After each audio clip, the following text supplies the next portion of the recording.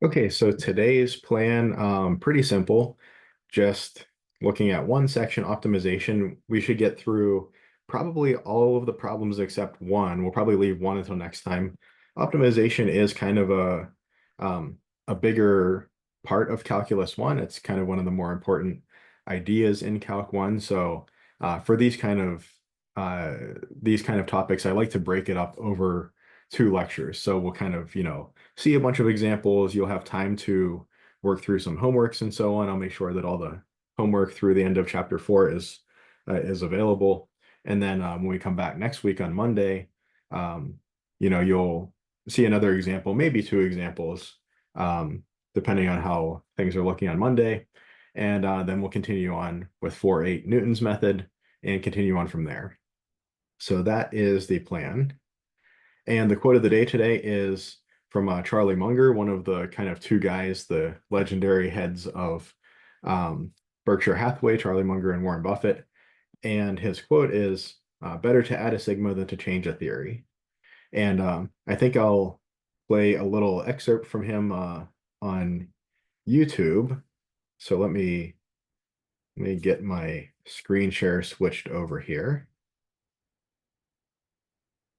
So as an aside, this is kind of an excellent lecture of his. I think it might have been like a graduation speech, or like maybe he was asked to give a graduation speech and this was a takeoff on it, or maybe like an invited speech of some sort. I forget exactly where this originally came from. Let's see if it actually says. I don't doesn't seem to say, but this is kind of a famous monologue of his, The Psychology of Human Misjudgment, and it has a lot of interesting applications to finance and economics, but also just the kind of life in general and how people make decisions and how people act in society. So it's worth a listen. It's an hour, 15 minutes long, and you can, it's just audio, so you can listen to it while you're, working out or whatever. But it's worth a listen, I think. But this minute or so excerpt is where this idea comes from. So let me play it for you. Let me actually pause the recording because I'm not sure if, but the idea is that anytime we're dealing with a model, we probably ought to accept the fact that our model is imperfect. It's that there are going to be, if we try to overlay that model onto reality, there are going to be misses. So when he's saying better to add a sigma than to change a theory, the idea is in statistics, there's this idea of standard deviation that, at least in some context or in some sense, like if you're within two standard deviations, that'll happen about 95% of the time. And so he says it's a two sigma event. What he means by that is, well, there's a lot of companies out there. About 95% of the time, we would expect them to kind of perform according to the efficient market hypothesis, this Nobel Prize winning hypothesis. And, about 5% of the time, we'd expect something just a statistical anomaly. You got lucky or something turned out in your favor, and but that's not likely to happen in the long run. A three sigma event is something that happens, 1 in 300 times. Well, there's still a bunch of companies out there. There are tens of thousands of companies. Sure, a few of them are going to have a statistical anomaly on the order of 1 in 300. A four sigma event, now we're down to like something like 1 in 30,000. There aren't, that many big companies out there. There's probably not 30,000 big companies out there. Certainly not at the scale of, say, Berkshire Hathaway or these very large companies that something like efficient market hypothesis would apply to, really. Once you get up to six sigmas, it's kind of an absurdity, right? It's like this would happen like once in the lifetime of the universe, or some crazy thing like that. Not quite that extreme, I don't think, for six sigmas, but that was Charlie's point, is he's saying, Berkshire Hathaway kept doing well, kept beating the market year after year after year after year for many, many consecutive years. And the question was, well, is your model wrong, or is your model right and there a statistical anomaly under your model? And it's probably not a good idea to just dig in our heels and say our model is right no matter what. We should adapt our model, or at least our perspective on our model, in light of evidence. So maybe they found a way around the efficient market hypothesis. If your hypothesis applies to 99.9% of companies, like that's still a pretty darn good theory to work off of. but accept the fact the models are models. And when we're talking about optimization, we're going to be looking at some models today. We'll actually be looking at the normal distribution a little bit later, which is where this whole sigma business comes from. I think sigma is like a new word these days, like alpha or beta, like, the alpha male or something, like being sigma is good, I think. I'm not really sure. But the kids these days are saying sigma a lot, and it always makes me think of the Charlie Munger quote or the normal distribution. So, you know. Um, okay, so on to today's plan on optimization. So we're going to start with a fairly straightforward example. So the idea here is we want to find the maximal area of a rectangle with one side along the x-axis and two corners on the graph of y equals 3 minus x to the fourth, where x is in where x is in minus fourth root of 3 to plus fourth root of 3. Okay, so let's draw a picture of what we're talking about here.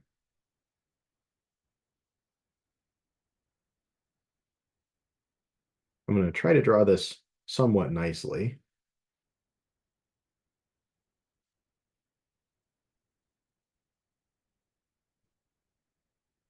And then when x is 0, y is 3. So we have something that essentially looks like a quadratic opening down. I mean, it's a quartic, but it basically looks like a parabola, like that. So this is our function under consideration. And we've, in a sense, inscribed a rectangle in it. It's not, I don't think technically inscribed, but we have a rectangle with one side laying on the x-axis and two corners up here. So this is our rectangle. And say this positive corner over here, the corner with the positive x coordinate, goes through a point x comma y, or really we could write that as x comma 3 minus x to the fourth. That's that point there. And this rectangle has an area. And this area is going to be a function of this point.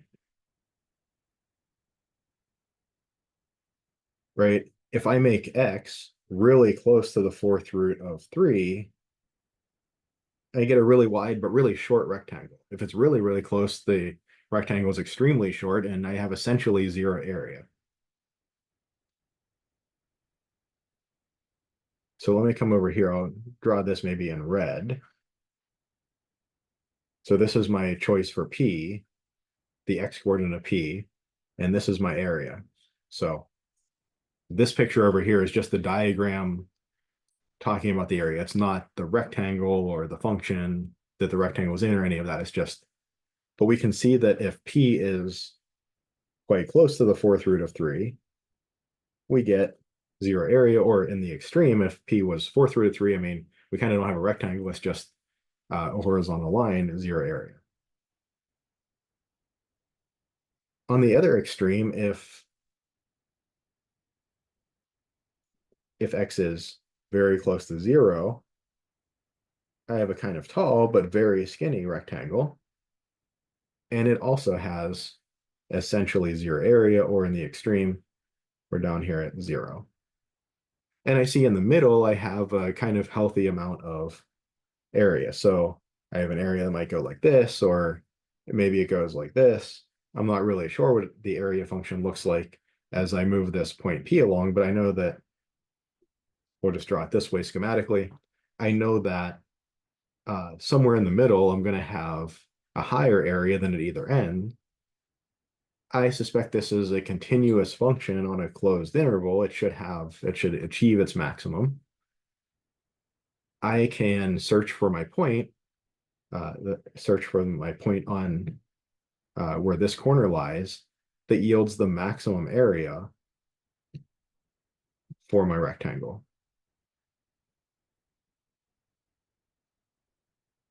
So what is my goal? My goal is to figure out what is the area of the rectangle as a function of the x coordinate of the point where this corner lies, and then maximize that. Okay.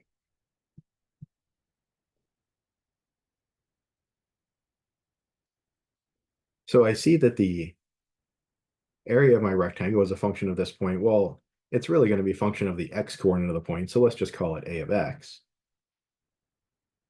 Well, this is x. So my base is 2x times the height of my rectangle is just the y coordinate, 3 minus x to the fourth. Or a of x is 6x minus 2x to the fifth.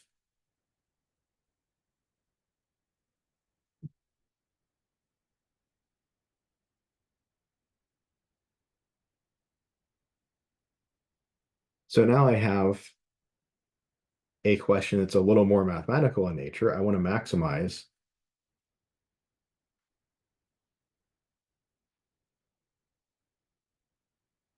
this function on what, 0 to fourth root of 3. I'm only taking x positive here because I'm taking the x here as the x coordinate of my point on this right-hand side. If we let x be negative, it wouldn't be a big deal. We just might get a positive solution and a negative solution. So how do I find a maximum? Well, I look for critical points. I differentiate set equal to 0 or look for where the derivative doesn't exist. I take my critical points. I evaluate my function at the critical points. I evaluate my function at the endpoints. The maximum output is the maximum, and the input associated with that is maybe what we call the maximizer or the location of the maximum. Right, so I now have this problem that looks like a problem we could have done at the beginning of chapter 4. I know that a is nice and continuous, differentiable. It's just a polynomial, so it's going to have a derivative of 6 minus 10x to the fourth. And I'm looking for critical points. So when does this not exist? Or when is this 0? Well, there are no places at 6 minus 10x to the fourth where the derivative doesn't exist. When is the derivative 0? Well, that's when 10x to the fourth equals 6.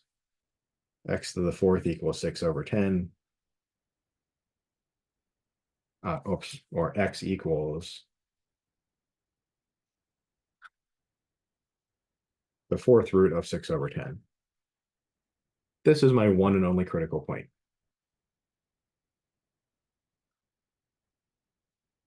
So I know that a of 0 equals 0.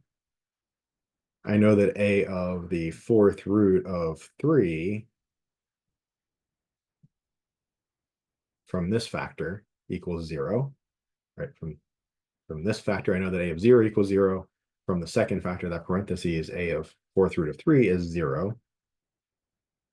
And a of my critical point, the fourth root of 6 over 10, is going to give me a positive output. Let's figure out what that is, since that's going to be my maximizer and my maximum value. So a of the fourth root 6 over 10. Be a little careful. We're plugging this into a up here, not into a prime. So just, right, if we plug it into a prime, we just get 0 back. So plugging all the way back into a, we get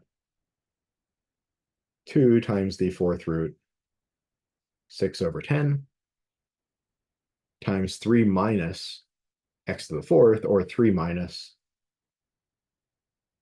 the fourth root of 6 over 10 to the fourth power is just 6 over 10. I wrote that too a little funny there. It almost looks like it's part of the little thingamajigger in the radical. Actually, I don't even know what that's called. The little 4 there in the radical. The inside of the radical they call the radicand, but it's got to be a name for it, this little guy. Okay, so 3 minus 6/10, or 3 minus, I guess we can divide out of 2 and make it 3/5.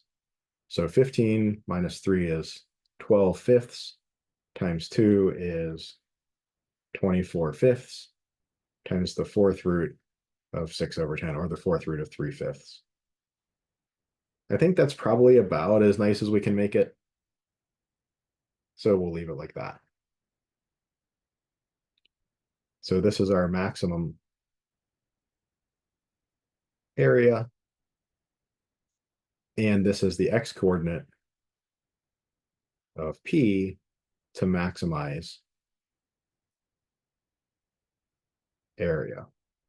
Or sometimes we'll just call this the maximizer. The thing that does, that creates a maximum or leads to a maximum. So I'd want to choose a rectangle that has x coordinate of fourth root of 6/10, or that has base width of 2 times fourth root of 6/10. And that'll give me the rectangle of maximum area. I know this is a maximum, not a minimum, because, again, I just kind of checked my points here. Any questions on this one? So you can see that even for a fairly straightforward problem optimization, there's quite a bit of setup, right? There's quite a bit of thinking about this, of understanding it. You know, we're kind of doing the same thing we did early on in chapter 4 when we looked for finding maxes and mins, but we're kind of putting that into a bigger context here. We have some application problem, and we need to somehow describe that application problem with a model. And then we want to take that model and find a max or min of it. And then perhaps at the end, maybe use that max or min in some other way, to state a conclusion. So let's look at another example. This one's a little bit more complex. This is an example regarding Snell's law. So if you know Snell's law, that talks about like index of refraction and angles of refraction and so on. If we take a light, say a light source at point A, and we want that light to go from point A to point B, if it's going through two different media, say medium 1 up top, say that's air, and medium 2 in the bottom, water, light, roughly speaking, travels at different speeds in different media. I know there's the constant that's the speed of light. There are a lot of different ways to think about this, depending on what level you want to go to, but you can kind of think of light as being like, these photons as being like absorbed into molecules and then re-emitted and traveling at the speed of light the whole time. Like, or you can, there are lots of different perspectives on this, depending on which level you want to look at, or whether you want to go to quantum mechanics or even below that. And at that point, I'm certainly not an expert in that, so I'm not going to try to explain any of that.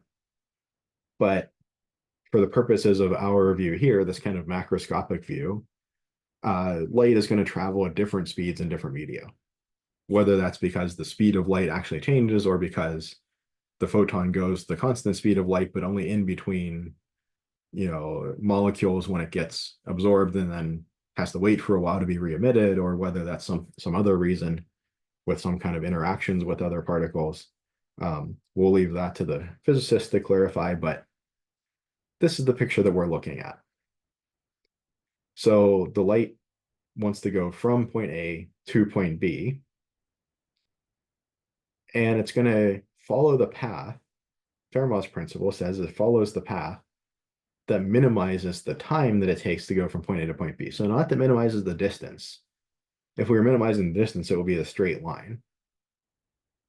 But we're instead minimizing the time. And since we can travel, let's say, faster in air than in water, if you think of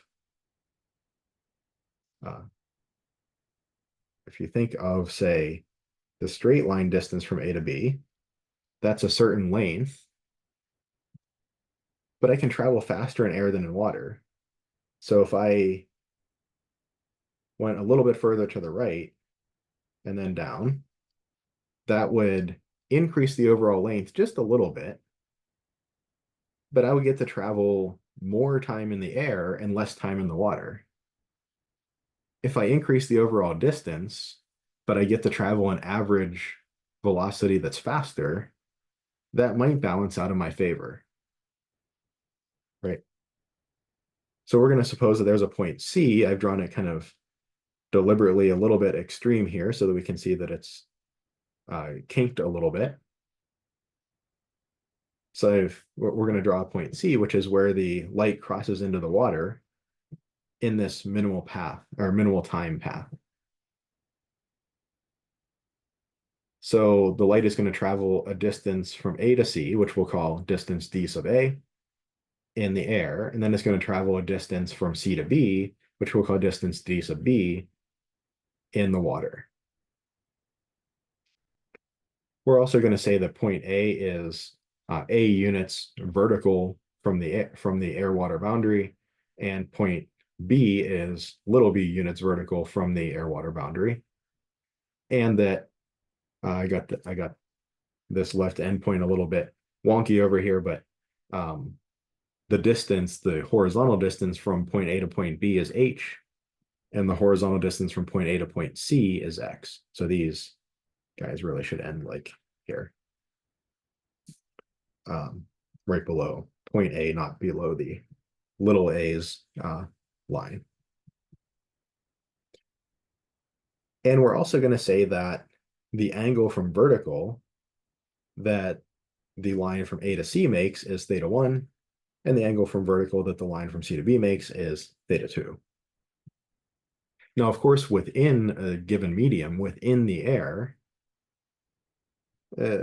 it's not going to travel some goofy way from A to C, right? Because it travels at the same speed from A to C because that stays in the air.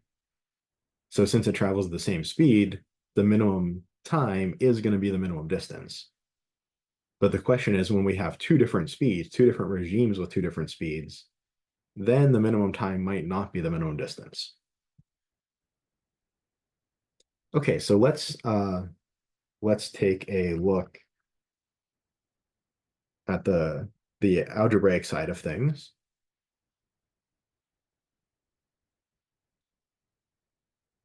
So the time from A to B, well, what's that going to be? Let's call it t of, and let's say that point C is located x units horizontally from point A's x coordinate, point A's horizontal coordinate. So let's phrase everything in terms of x, in terms of that horizontal distance that C is from A. So if the line is a bit straighter from A to B, then C will be a bit further to the left, x will be a bit smaller. If the line is a bit more kinked, x will be a little bigger, C will be a little further to the right. Okay, so we have distance equals rate times time, or time equals distance over rate, distance over speed, right? So the time from A to B is going to be the, let's say, like time in the air plus time in the water. Well, the time in the air is going to be the distance we travel in the air. That's going to be dA over the rate in the air. What did I call that one? I call it V1. V1. And the time in the water is going to be dB, I have up here, over the rate in the water is V2. All right, so I also have, I can drop a vertical down here. And I see that my base width is x, my hypotenuse is dA, and my height is a. So dA I can write in terms of a and x as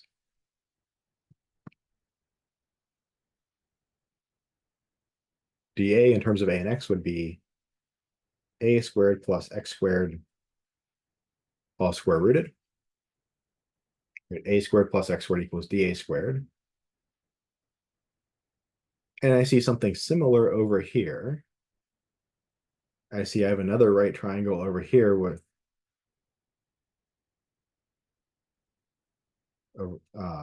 DB as the hypotenuse, with little b as the leg that's on the right. And I do have to figure out that I'm kind of running out of good colors to use here. So I do have to figure out that this distance is going to be h minus x, because x plus that red distance makes h. So this is h minus x. So dB is, let me switch back to black here. So dB is going to be the square root of b squared plus h minus x all squared. And then we just have each of these is over v1 over v2 added together. And it is important to realize that h is going to be between, x is going to be between 0 and h.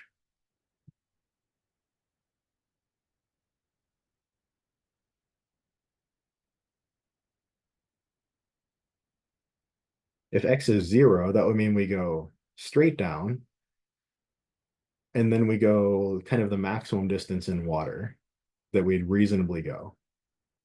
If I went further to the left, if I went like this and then over, by moving a bit to the right, I both shorten my distance in the air and shorten my distance in the water, both at the same time. That has to be faster.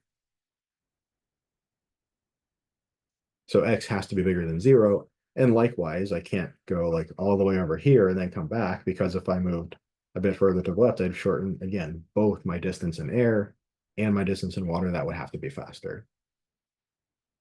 So x cannot be bigger than h or less than 0 within reason.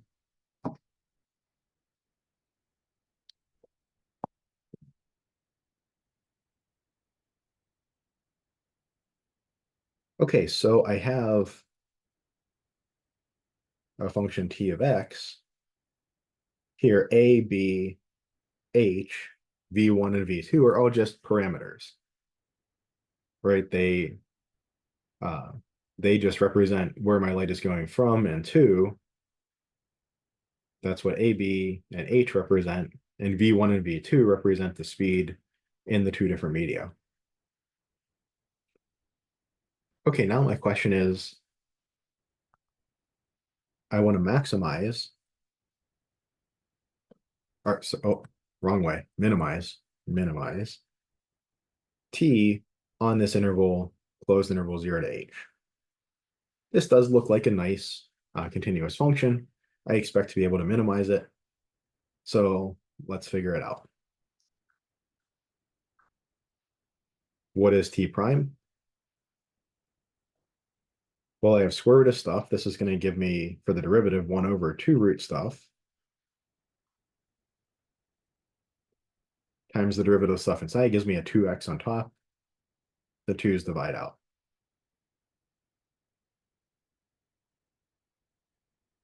In my second term, I have square root of stuff. And I get similarly 1 over 2 root stuff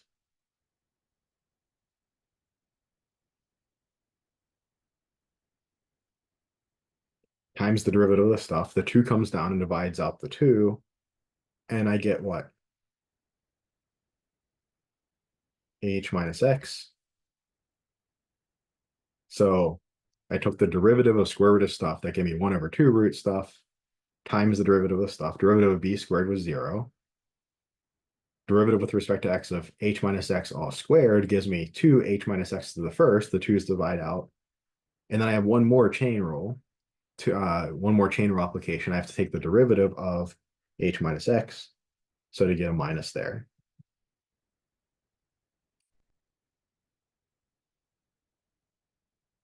Okay. So now what do I see? Let me, I would love to get Let me see if I can shrink this down just a little bit to get everything on the screen at once. I know this might be a little bit hard for you to see, but I want us to see where everything is coming from. Maybe I'll do this in red. If I look at this left triangle from A to C, the one that goes from A to C, that triangle, let me just copy it down here. That triangle, what, has base width X, has height A, and has hypotenuse dA, but dA was just root A squared plus X squared.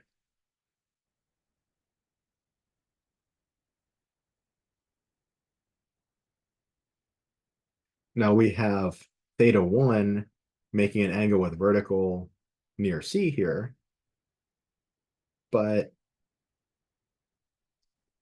this angle, the angle associated with point A, is going to have the same angle, right? We have two parallel lines, two verticals, a straight line connecting them. The kind of like opposing angles are equal. So this is going to be theta 1, this angle here. It's a pretty messy theta. Theta 1. And let's look at this other triangle, the one that is kind of on the C to B side. So here we have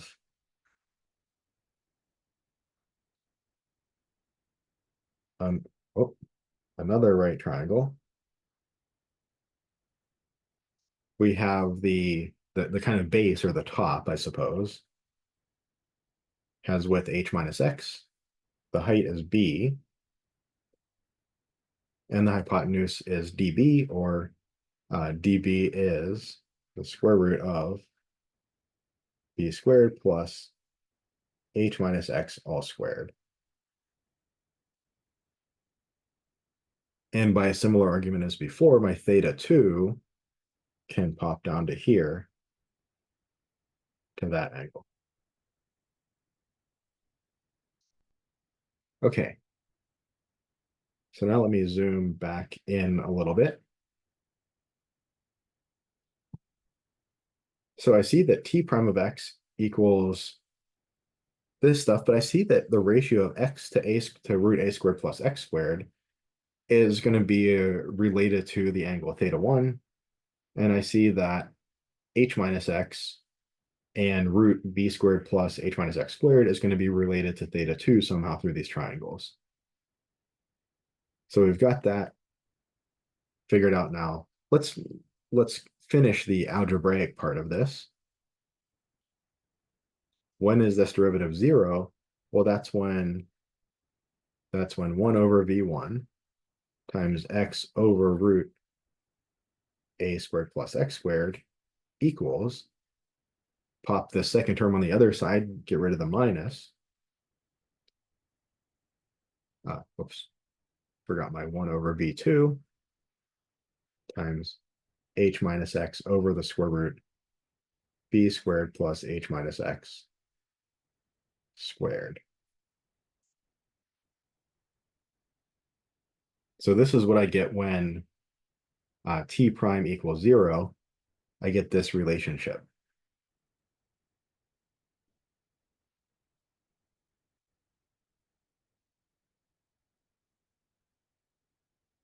But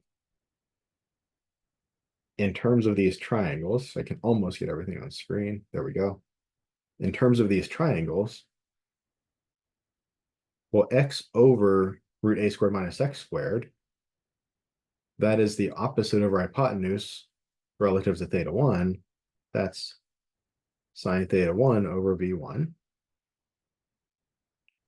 And for my second triangle, h minus x over the radical, that is opposite over hypotenuse for theta 2, sine theta 2 over v2. And so you might have seen Snell's law phrased this way, or you might have seen it phrased as like v1 over v2 equals sine theta 1 over sine theta 2. Or for small thetas, for small angles, you could actually say that v1 over v2 is approximately theta 1 over theta 2. The ratio of the angles is approximately the ratio of the speeds if the angles are small. So this is what's called Snell's law. And these thetas are called the indices of refraction. So you might have heard of refractive index or index of refraction, right? This is the whole thing where, like, if you put a spoon in a cup that's half full of water and you look in the side, like the spoon seems to bend, right? It's this, it's related to this. But this is a derivation of Snell's law, basically from first principles, assuming Fermat's principle. Something that's kind of an interesting question, and we're leaving math here a little bit for just a second. Something that's an interesting question is, like, light takes the path that minimizes time. I mean, I guess, like, maybe I could take a path from point A to point B that minimizes time because I have a GPS that can tell me, like, all the different routes, and I can think ahead and plan ahead and say, okay, I want to go this way and not that way. Or it seems like there's information, there's a car crash there, so I'll go around it. But, like, is a particle of light doing that? Is a photon, like, looking out ahead and saying, oh, if I cross over here, that's going to take me longer than here. And if I cross over there, that'll take me longer. So I'll pick point C. There's a really interesting, I'll try to find it. Maybe it's still up on YouTube. There was a really good lecture that I watched. It was like an invited lecture. I think it was maybe somewhere like in Korea or something, or maybe the lecturer was from a Korean university. But it was basically an hour and a half or so just talking about the principle of least action, or the principle of stationary action in physics. And actually, Veritasium just published a video on it. He makes quite high quality, like, science, physics, math videos. I haven't watched it yet. I presume that it's very good and quite accurate, like all of his stuff.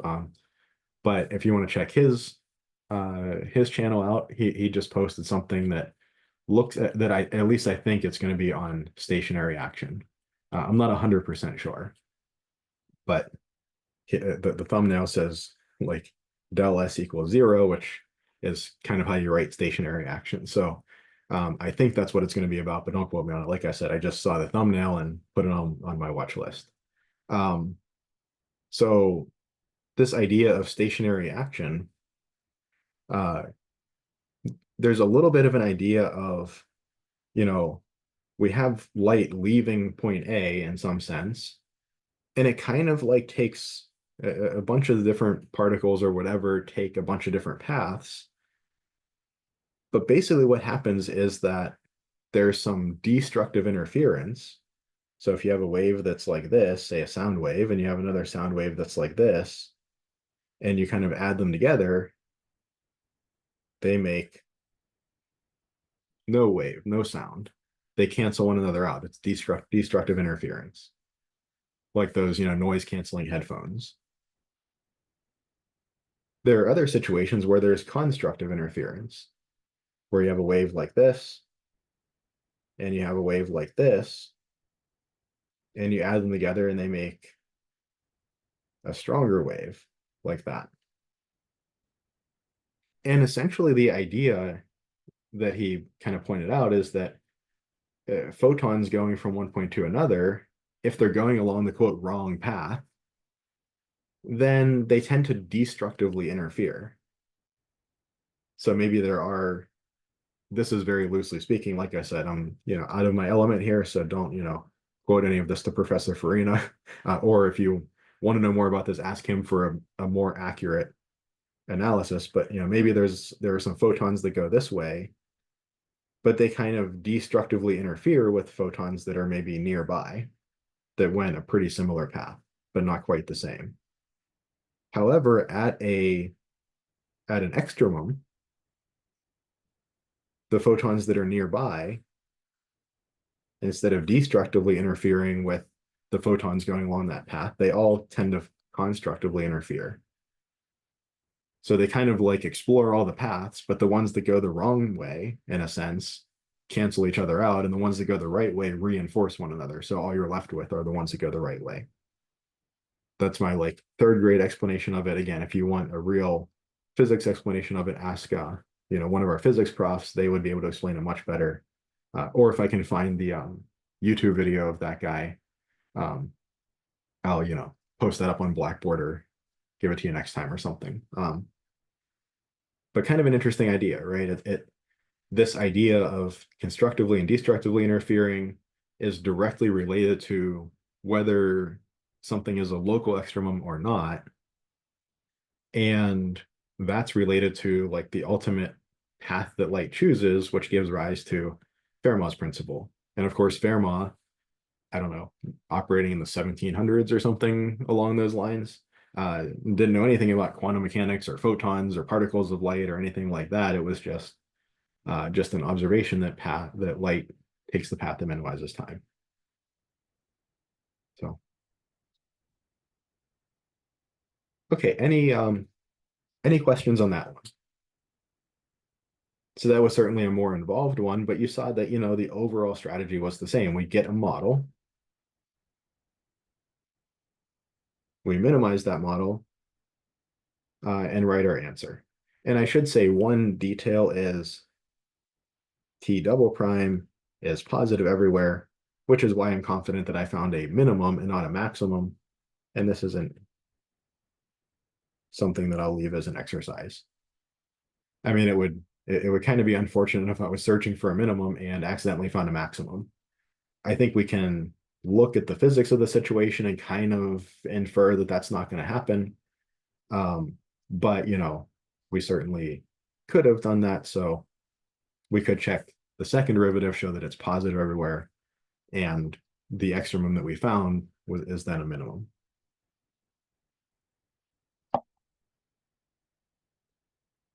Okay, so let's look at another example.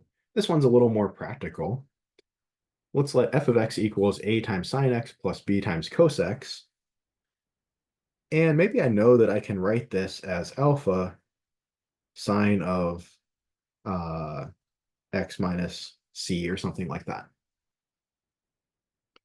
So if I have a linear combination of trig functions, linear combination of sines and cosines, not like tangents or something, but linear combination of sines and cosines with the same frequency. So that's important. It's not sine of 2x combined with sine or with cosine of 4x. That's sine x and cos x. They have the same frequency. I can wrap them under a single trig function, under a single sine or cosine, but the amplitude is going to be a bit different and there's going to be a phase shift. If I forget what the formula for the amplitude is, I can look at this function and if I don't feel like doing the trig, I can say, well, can I just find the value of x that maximizes f and find the maximum value? I mean, that's going to be the amplitude, right? Because I know that this bit is going to be at most 1, and these two things are equal, so that basically tells me what alpha is. Okay, so what is f prime of x then? It's going to be a cos x minus b sine x. This is, of course, f is, of course, differentiable everywhere, so we're just interested in when is f prime 0. Or that is when a cos x equals b sine x, or when sine x over cos x or tan x equals a over b.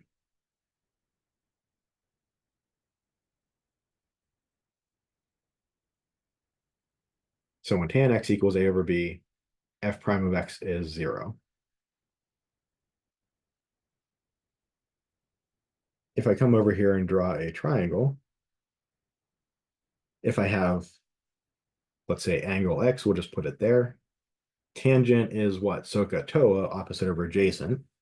So opposite should be A, adjacent should be B. And what do I have? F of, let me call this maybe x star. F of x star is what? A times sine x star. We'll call this x star. plus b cos x star. Well, from basic trig, I know my hypotenuse over here is root a squared plus b squared. And sine of x star, sine is opposite over hypotenuse, so I have a times a over a squared plus b squared. Sorry, a over root a squared plus b squared.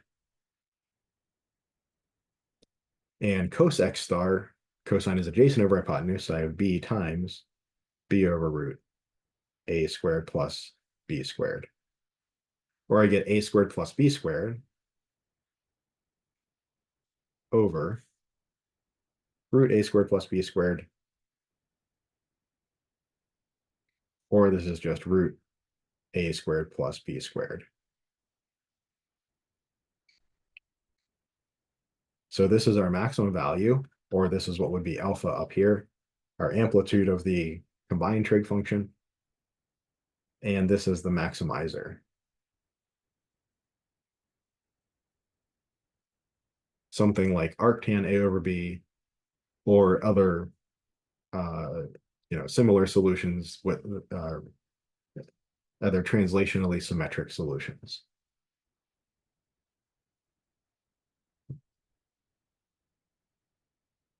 So this was a shorter problem, a little easier problem for a little bit of a brain break.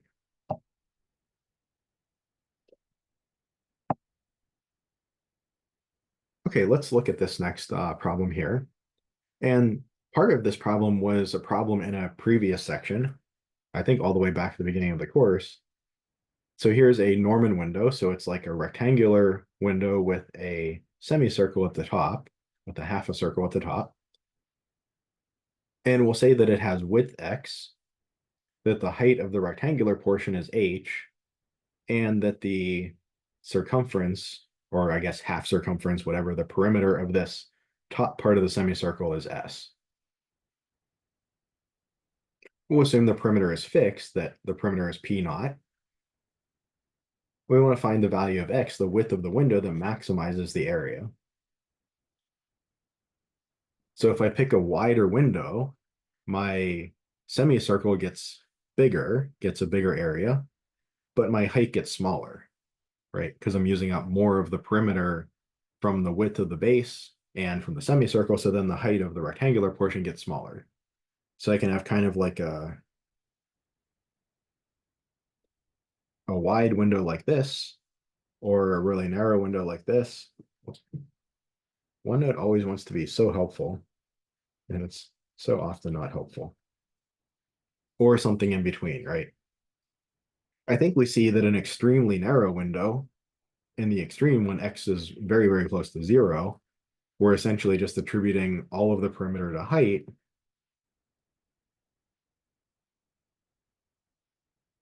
Well, then area is 0. Or on the other hand, when x is big enough, I left myself in a bit of a lurch here, but pretend that we're going that direction. When x is big enough that all that I have is a semicircle and h equals 0, then I have a certain area here. I'm not really sure what that area is going to be. But this is going to be when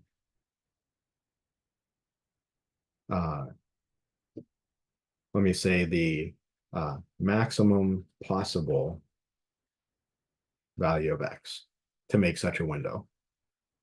I don't want to call it like x max or something. I don't want to say it's the maximizer. It's just the largest that x could possibly be when I'm giving all of the perimeter to s and x. So I basically would have what? Let me give myself a little more room here. So this is one extreme. The other extreme is that I would have s plus x equals p naught.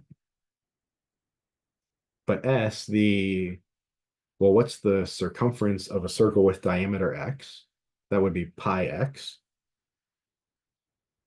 But that will be this, so pi times the diameter is the circumference of a whole circle, but this is just a half a circle.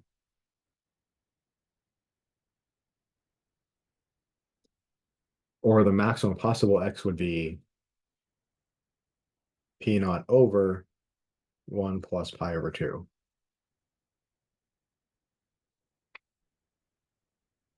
Okay, so I see that x has to be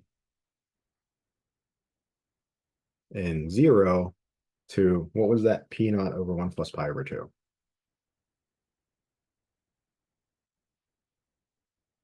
X has to be in that interval. On the right end, I basically just have a, just a semicircle with no rectangle under it. The rectangle has height 0. And in this case, I basically have no semicircle. I just have uh, a rectangle of 0 width and whatever height, and I just have, 1/2 p naught of my edging contributing to the left side and 1/2 p naught to the right side, and they're just sitting next to one another. I just took my border, folded it in half, and made a basically straight line up and down. So I know that the area when x is 0 has to be 0. Okay. So I've got kind of a basic understanding of the problem now. Let me try to get a formula for the area as a function of x, because I'm looking for the value of x that maximizes the area.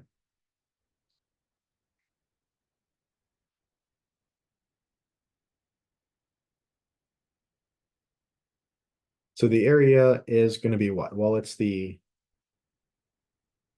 area of the rectangle plus the area of the semicircle. Well, the area of the rectangle is easy. That's h times x.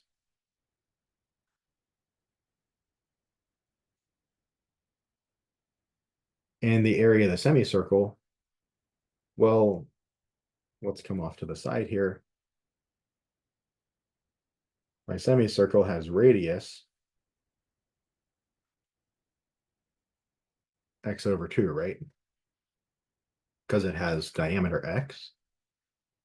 The area of a circle is pi r squared,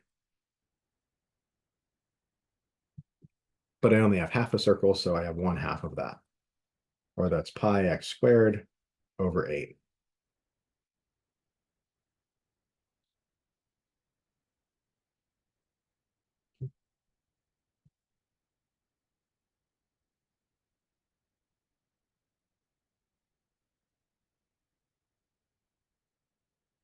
Okay.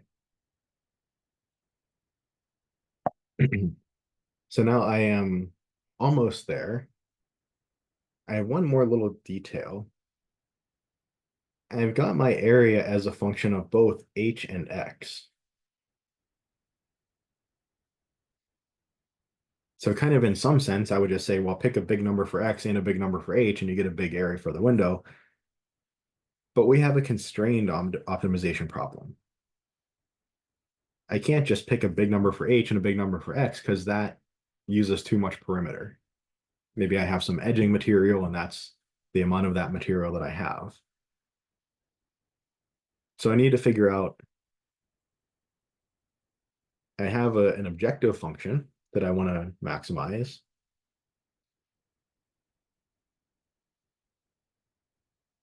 I need to figure out what my constraint is.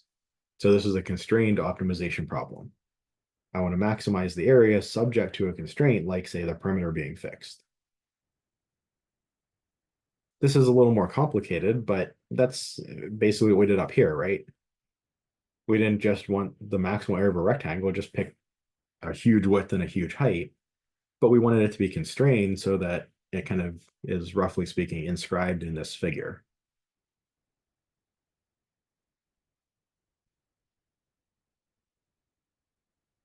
Okay, so let me see what the perimeter is going to be.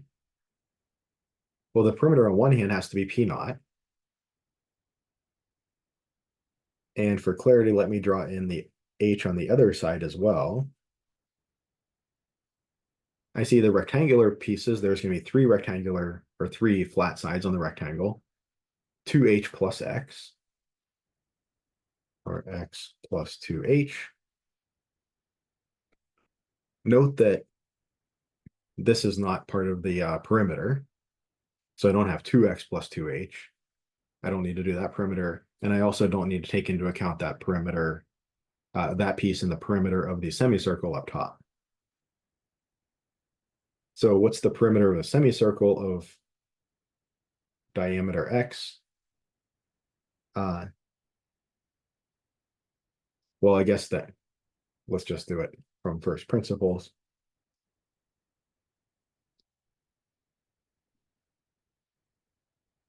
So semicircle of diameter x. This one up here was a little different because this x at the bottom was the base. So we shouldn't use that like directly, and maybe to keep everything clear, and we'll just do this separately. So we're looking for what is this semicircular perimeter? Well, that's for a whole circle is going to be pi times the diameter, pi x, but we only have half a circle, so it's pi over 2x without the extra plus x, because we're only looking for this semicircular arc.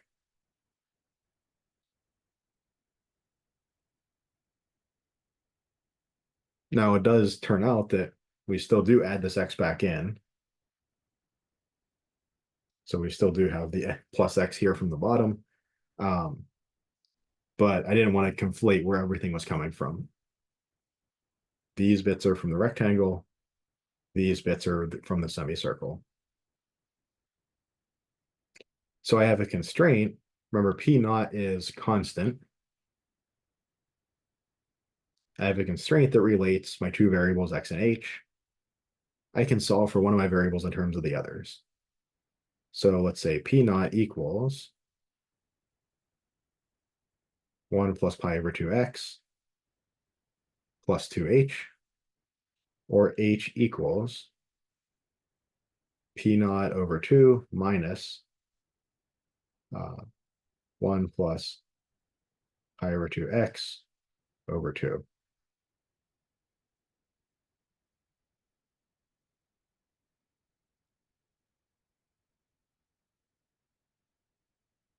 Okay, that looks good. So this is what h has to be in terms of x. Does this make logical sense? If I look at this window, if I have a certain amount of edge banding, if I choose an x, I have to attribute so much of that banding to the base width. That's going to also tell me what my semicircular arc is. And then I take whatever is left, I cut it in half, and that's the height. So that does make sense. Once I choose x, that tells me what the height is. I also see all these over 2's from that kind of cutting it in half and putting one on each side.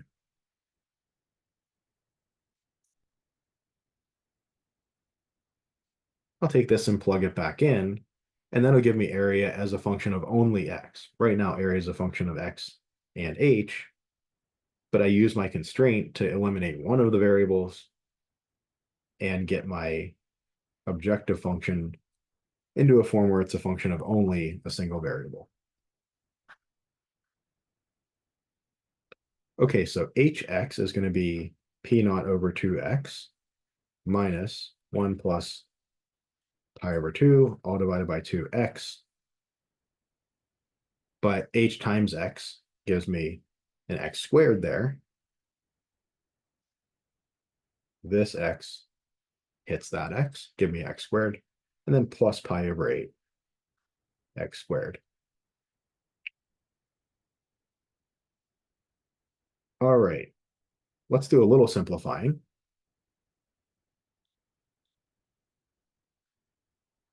P naught over 2x. And then let's say plus x squared times what? Times negative 1/2 minus pi over 4, and then plus pi over 8. Or this is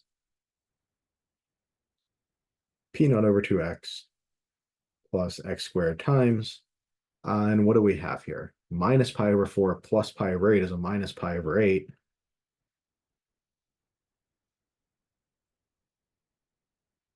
I guess I can leave it basically that way.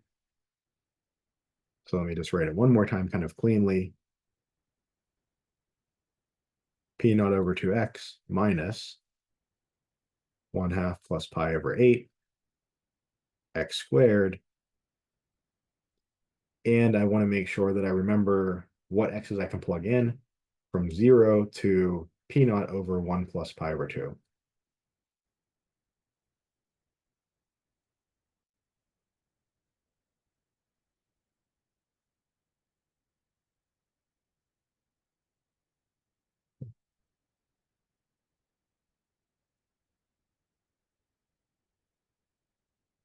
So quite a bit of work, but I've got my objective function now. I've got my area as a function of a single variable x. Trying to get myself a little more room here. It's not cooperating. There we go. I've got my objective function as a function of a single variable x. I've got bounds on x. And now I can differentiate, look for critical points, check endpoints, and go from there. Let me double check. Let me make sure in my notes that this is right. I think it is. Yeah, that looks good. Okay, just make sure I didn't make some silly arithmetic error somewhere along the way. So a prime of x is what? P naught over 2. That's just a constant times x, so we just get the constant minus 2 times 1/2 plus pi over 8 x to the first. Of course, this is just, I mean, it's complicated looking. The coefficients are annoying, but it's just a quadratic, just a polynomial. So differentiating it, no problems there. This is not going to like not exist anywhere. So we're just looking for when is this equal to 0? Or when is p naught over 2 equal to, if I distribute the 2, I get 1 plus pi over 4 x. Well, that's when x equals what? P naught over 2 times 1 plus pi over 4. I'm jumping the gun there. Or that's whenever x is p naught over 2 plus pi over 2. That's almost the thing we get here, except that instead of a 1 plus, we have a 2 plus. So this is going to be within this interval. The denominator is a little bigger, so it's going to be within the interval 0 to p naught over 1 plus pi over 2. I can maybe massage this a little bit and get, what if I multiply top and bottom by 2 p naught over 4 plus pi. I think I'm probably happy with that. So that's like x star. That's a potential maximizer. I shouldn't call it x star yet. It's a critical point.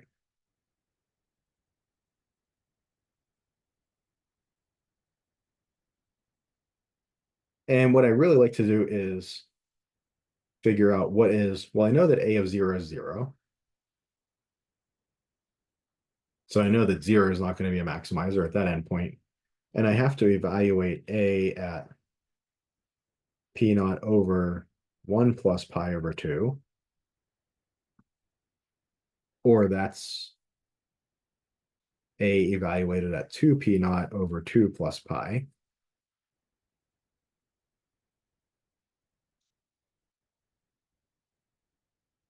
And I need to evaluate a at 2 p naught over 4 plus pi.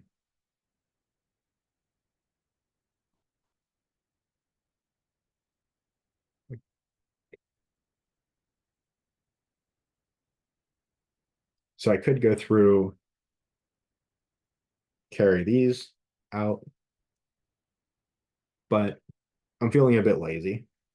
So is there another way that I could do this instead of just testing the endpoint and the critical point and seeing how that comes out and trying to make arguments with all these p naughts and pi's and things floating around? Well, you know what I could do I mean, A prime, like it's got a bunch of stuff in it, but it's really only just a linear function. What's A double prime? It's actually going to be really easy to compute.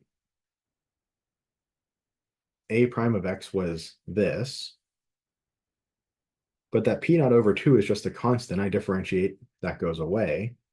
And then I have constant times x, differentiate, and I get negative 2 times 1/2 plus pi over 8.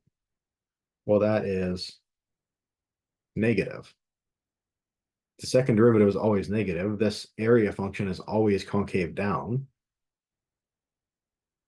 Well, if I have a point that's in between two other points, a critical point here, this must be a maximum.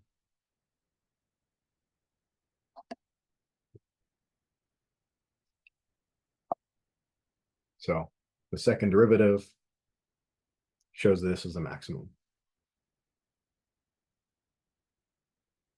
Any questions so far?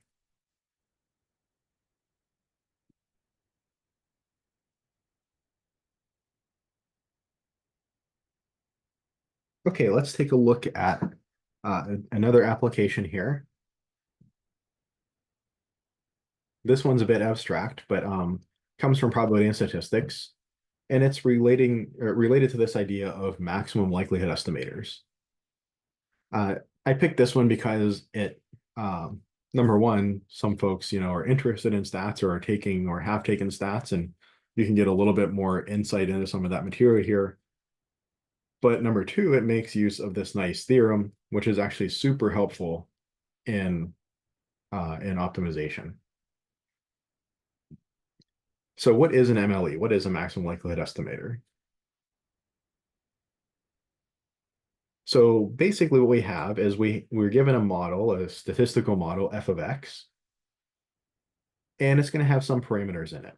So for instance, if we look at the exponential model, f of x equals, that should be a negative sign, not an equals, f of x equals lambda e to the negative lambda x. It has parameter lambda.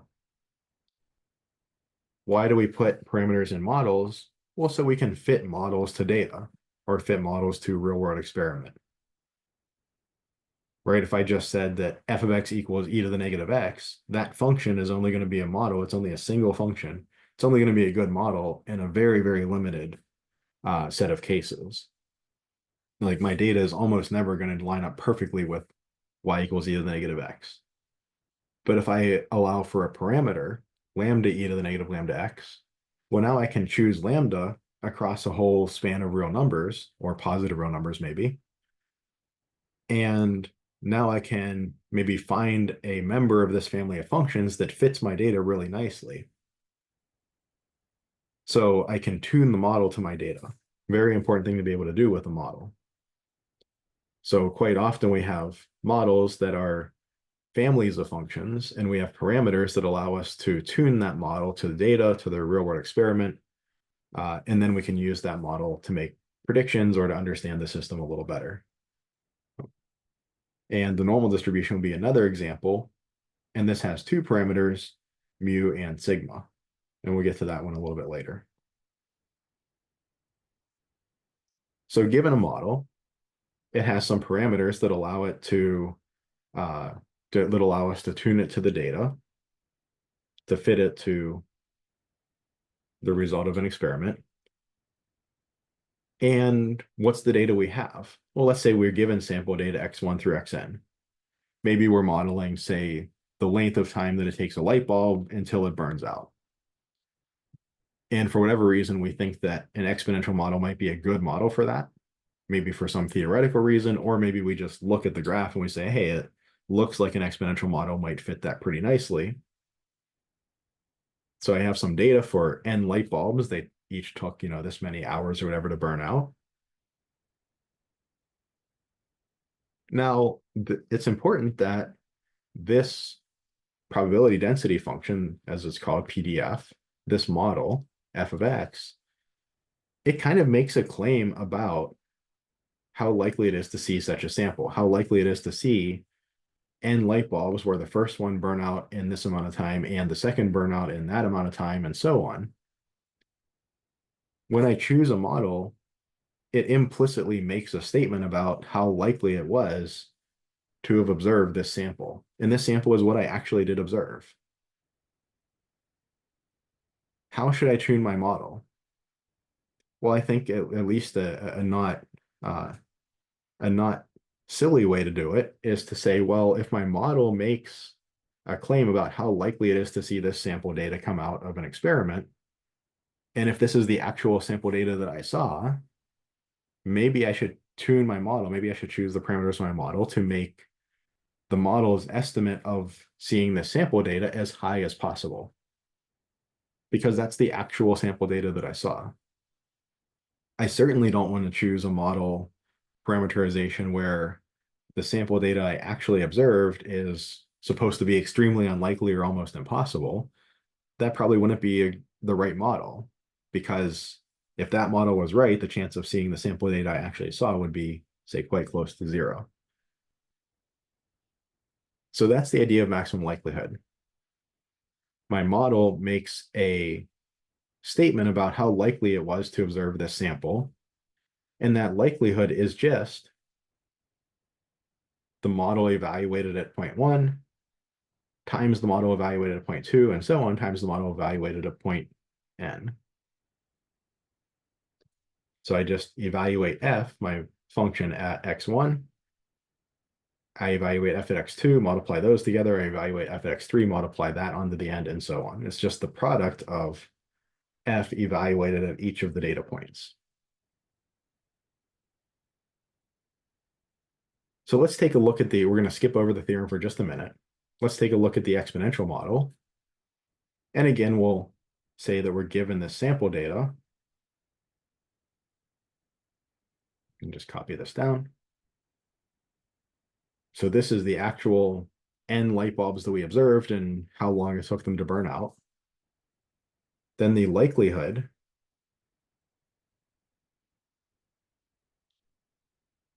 function, L, and this is going to be a function of lambda as well as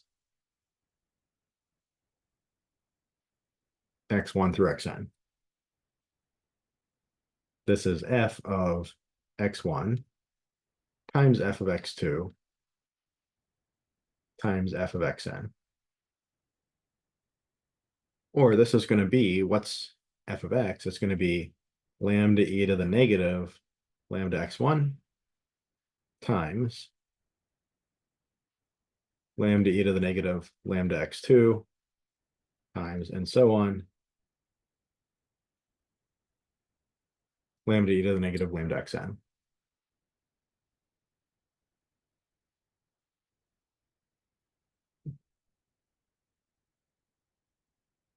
Okay, so what do I see then? If I collect my factors of lambda, I get a lambda to the n power. There are n factors that are multiplied together here, each of which has one factor of lambda. I have an exponential function. Well, base to a power times same base to a different power. I keep the base, I add the powers. Or this is going to be negative lambda x1 minus lambda x2 minus lambda x3, or negative lambda times x1 plus x2, and so on, plus xn.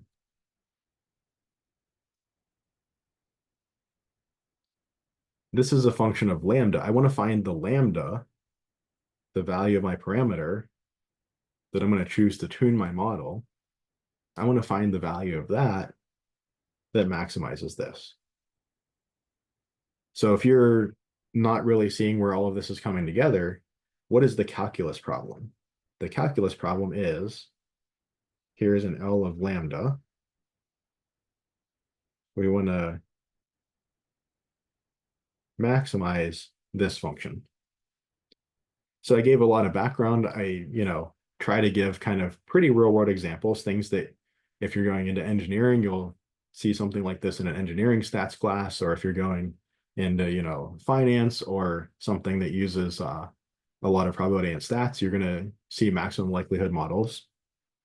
And that's what gives rise to this function. But as far as just the Calc 1, like, there's not going to be a homework problem or an exam problem that says, you know, here's the exponential model, like find the maximum likelihood, period, end of story, and not give you anything else to go on. It would be more like, as a result of all of this, you get this function, find the value of lambda that maximizes this function.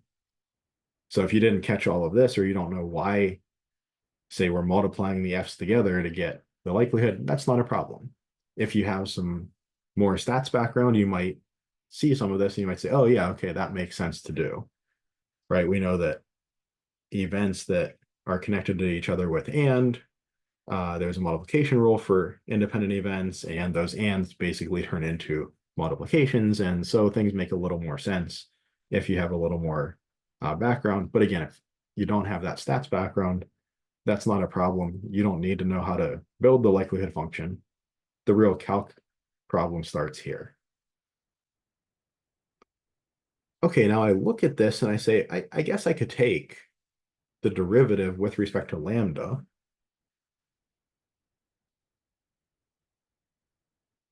But I mean, I have to use a product rule. I have an exponential. I'm going to have to use chain rule. I could do it. It's going to be kind of messy though. But I have this nice theorem.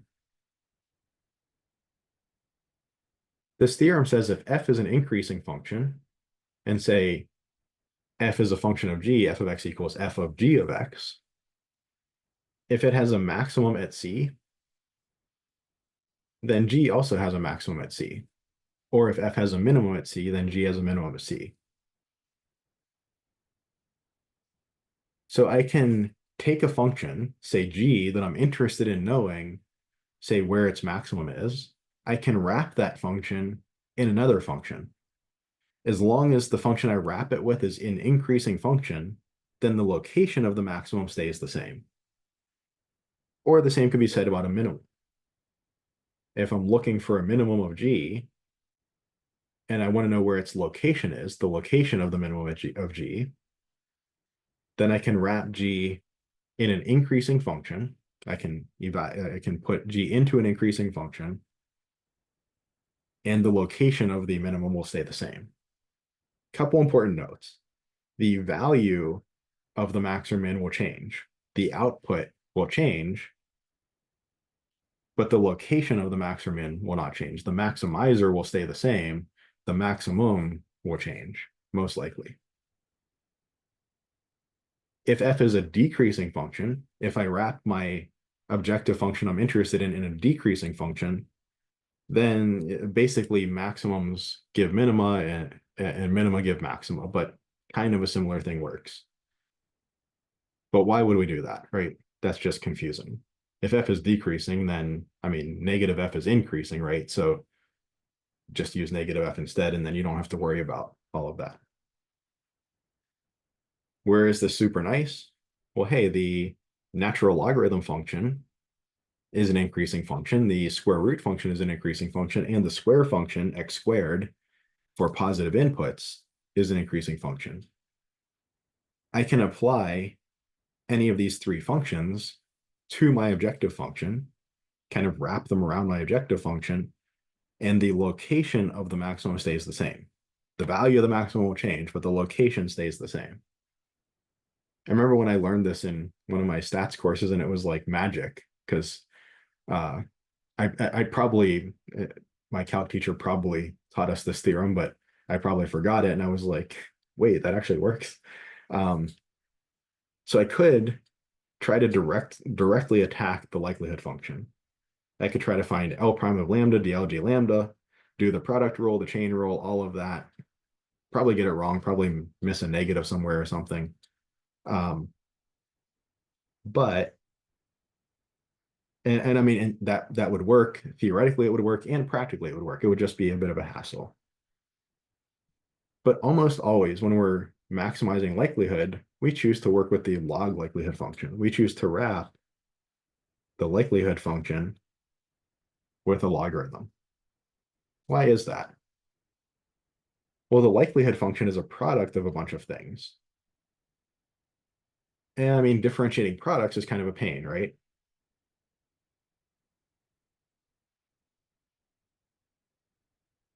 The log of a product is what? The sum of the logs.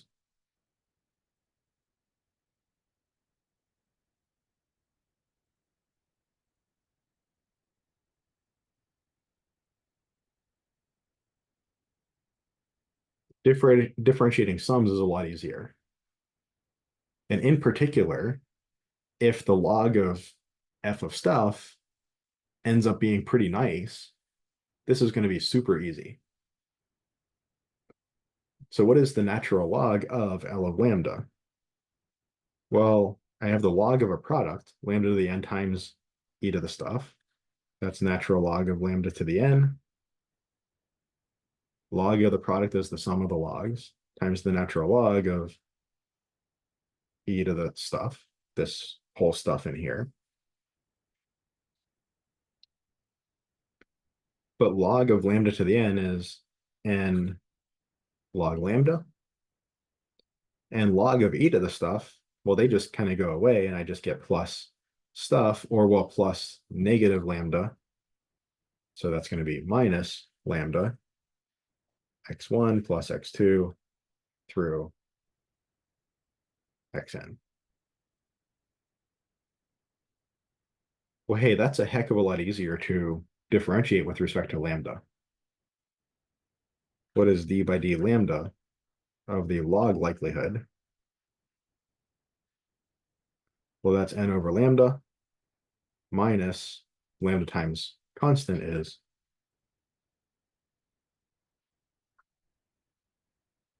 that. When is this 0? Well, that's when 1 over lambda equals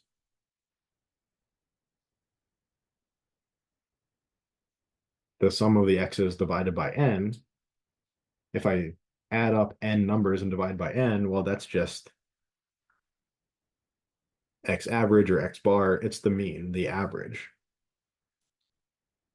Or lambda is 1 over the average. We can call this maybe lambda star, the maximizer. It's the value of the parameter that we should choose to tune our model to this data, assuming that we want to follow this maximum likelihood philosophy, right? Our decision to tune our model so that the likelihood function applied to the sample data is maximal, that was a philosophical decision. But once we make that decision, the rest of it is just calculation. So if I am using an exponential model and this is the data that I get, how should I pick lambda my parameter so that I tune my model to the sample data? Well, I should choose lambda my parameter to be 1 over the average. If I have a bunch of light bulbs, I take their average time till failure, I do 1 over that number, and that's my lambda that I use for my model, my parameter. In stats, this guy gets a particular name. It's lambda hat. In stats, we kind of give hats to things that are estimates, that are like empirical estimates, and then with a subscript MLE. So, if you've taken an engineering stats course, or if you're, if you do in the future, you might see that notation, lambda hat MLE. It's the estimate for lambda on the basis of empirical data, on sample data, using the maximum likelihood estimate philosophy, you might call it. There are other ways, there are other approaches where you can say, I want to take my sample data and figure out what lambda should be on the basis of that. There are other philosophical choices that could be made. But once we decide to use this idea of maximum likelihood, the rest of it is just calculation. You shouldn't say just calculation. It's not an easy calculation, but you see how much easier the log made this. I wrapped my likelihood function in an increasing function, and that let me reduce the complexity quite a bit. Again, I could have done the product rule here gotten like n lambda to the n minus 1 times this whole exponential plus lambda to the n times the exponential times minus some x1 through xn and done that. But I mean, that would have been like, a page wide. This was a much easier derivative to do, going from here to here.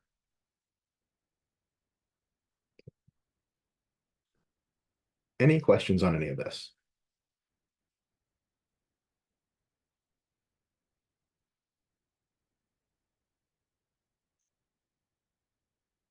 I think, and I guess one last thing I could say is that the second derivative of this with respect to lambda is going to be negative n over lambda squared. This bit is all going to go away because it's a constant, and that's negative. So the second derivative is negative. We're concave down. We did find a maximum. So, I mean, I might forget to say it here and there, but that's always a good thing to check. So we didn't, it's not like we were trying to find a maximum and mistakenly found a minimum. That would be not so great. Sometimes, it's obvious from the nature of the problem that you couldn't be attempting to find a minimum. And other times it's not so clear. I don't think in 10 minutes we have time to do the normal distribution, but we'll use the same techniques. We'll construct the likelihood function. This will be even a bit messier than the one up here. But then when we do the log likelihood, it'll clean up quite a bit. And then we'll differentiate. We do have a little hitch here that we have 2 parameters instead of 1. So really what we'll do is we'll say hold mu constant, assume that we like just picked a value for mu, and then independently find the best value for sigma under MLE, and then hold sigma constant and independently find the best value for mu under MLE. And it turns out that that's an okay thing to do in this case. That's not always an okay thing to do, but in this case it is. We'll also take a quick look through this exercise, minimizing time to rescue. I'll leave this as an exercise for you to do. I'll give it to you next time. We'll look at the answer and a couple of conclusions. This will actually be quite similar to the Snell's law problem. And then I didn't even type up the last problem because I figured we wouldn't get fully through normal distribution. But there's one more problem that we'll do next time. And that'll wrap up optimization. Any questions on anything from today?